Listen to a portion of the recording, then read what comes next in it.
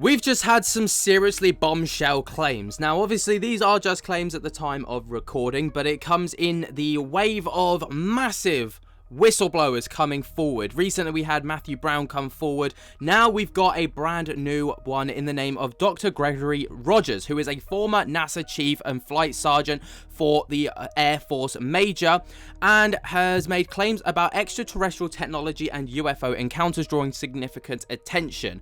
So we're going to talk about it today. We're going to go through what's been said and what is going on, because it is absolutely huge, as this person has kept everything that they know under wraps for the past 30 years and decided that now is the time to come forward with everything that they know. So let's get into it. So first of all, there was this clip that went mega viral, or it still is going mega viral, and I'm just going to play the clip for you because it kind of gives a lot of context as to what we're going to be talking about today. Astronauts have discussed UAPs with me, but without them giving permission for me to bring their name into it, there's no way on earth. One of the things that I've heard quite often is that when the space shuttle was up, even the International Space Station for missions before the space shuttle, going to and from the moon,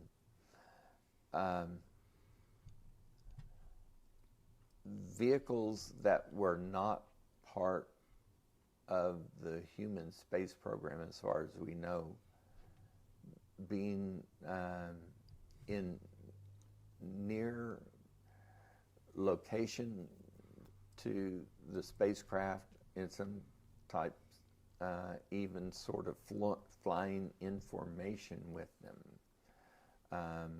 is not uncommon. That they've seen these things. There are loads of astronauts that have their own stories. But if you're in the astronaut corps and you want to fly on the next mission, you're not going to improve your odds by telling somebody, oh yeah, last time I was up, I saw a flying saucer. Okay, well, we just took you off the crew. It's mad, the amount of power that these people have, and it's just basically like, if you talk about these things or yap about them, your career's pretty much over. So there was apparently 1992 UFO footage at Cape Canaveral.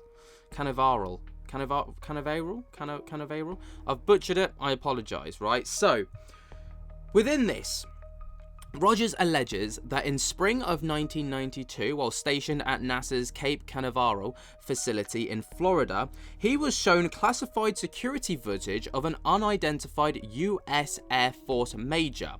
The footage depicted a 20-foot wide and 8 to 10-foot tall flying saucer, in quotes, flying saucer, those are his words, with U.S. Air Force insignia levitating in a hangar. The craft was depicted as as white egg-shaped and smooth surface, no visible rivets or seams, and a shallow dome on top. It was connected with umbilical hoses, suggesting that it was powered or fueled externally, and Rogers claims that the craft demonstrated anti-gravity capabilities, performing maneuvers like rotating and tilting at 45-degree angles while stationary, indicating propulsion systems beyond conventional aeronautical technology.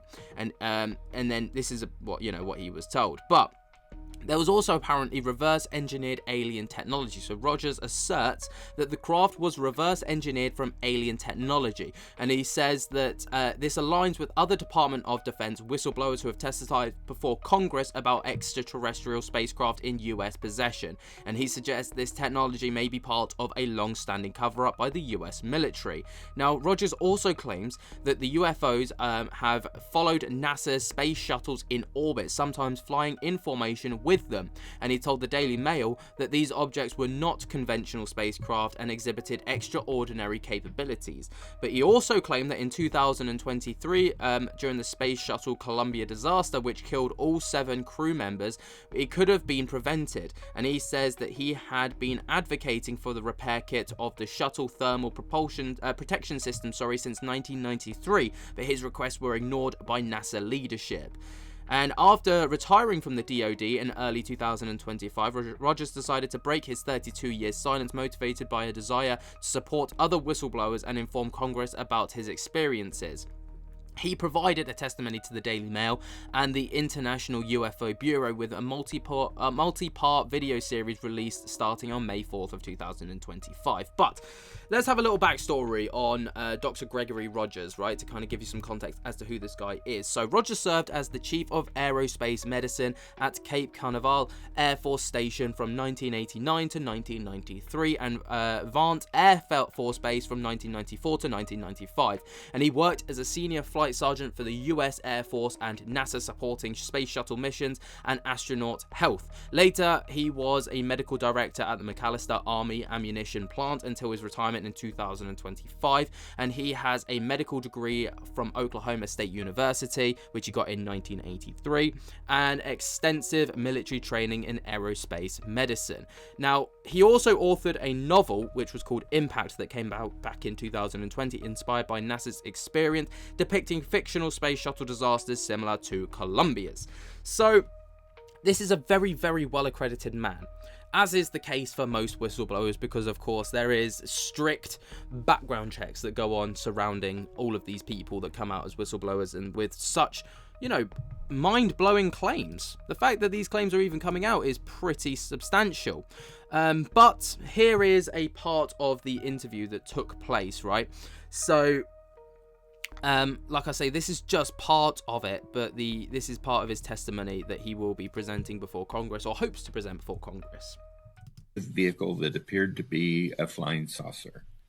It was constructed in the shape of a modified circular egg, being equal in length and shape from all sides, as I would learn as I watched the video.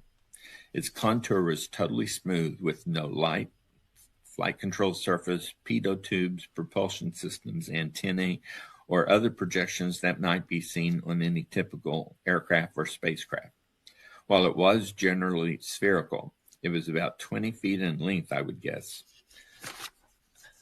It had a type of beam or equatorial region, with about 60% of the craft being above this region and 40% of the craft being below this region. A shallow dome could be seen at its apex. It was completely white with no seams, rivets, or other clues to its construction.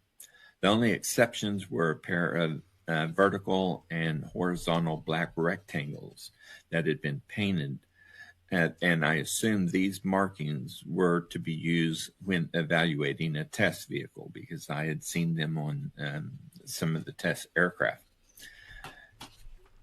The three vertical rectangles were only on the upper section of the vehicle, located at what I would call the 3 o'clock, 6 o'clock, and 9 o'clock positions. The four horizontal rectangles were along the beam or equatorial region, located at 12:30 to 2:30 position, 3:30 to 5:30 position, then from 6:30 to 8:30 position, then from 9:30 to 11:30 positions. Now, when I initially saw the vehicle, the camera angle was from somewhat above the vehicle, looking down on it from the 3 o'clock position. I only gained the rest of the information I just provided about the full range of rectangles only at the time that I witnessed it moving later on. I could partially make out information at the 12 o'clock position, but did not get a full view of it until it initially rotated in the clockwise direction. I am calling this the 12 o'clock position because that was the only section that had any sort of actual writing on it. As I saw it move, I was extremely surprised to see that just above the beam, it said U.S. Air Force, and just above that was the flight insignia for U.S. aircraft, which is a blue circle with a white star on it, with red and white bars extending to the left and right of the blue margins. As I mentioned, there was a shallow blended dome to the apex of the vehicle, and here a pole extended straight up from the vertex of this dome. The pole was then attached to what appeared to be umbilical hoses that were twirled around each other, and these extended from above the vehicle and upward out of my sight. Alongside the vehicle, to the lower left of the screen, I initially saw two men who were in white lab coats. I presume these were engineers. To the right side, there were three technician-type people walking around in full-body suits similar to what I would refer to today as Tyvek suits. It was the comparison of the people to the craft that caused me to estimate that it was 20 feet in length. So that's just a kind of brief understanding and just a small snippet of the entire interview. Of course, the entire interview, that was from the International UFO Bureau. You can find it over on their YouTube channel and stuff like that. It's really interesting. And again, this is just one of many people that have come out. Obviously, there is another full episode, an interview over on the Daily Mail, who kind of broke the story first. Hopefully, this guy can get in front of Congress and present the information that he's got. I mean, it's got to be better than that of Lou Elizondo, right? I mean, that guy. There's a lot to be said about Lou Elizondo these days. Let me know what you guys think about all of this down in the comments below. Way down there, jump to get the hell out of that like button and subscribe. And until next time, I'll speak to you later. Peace.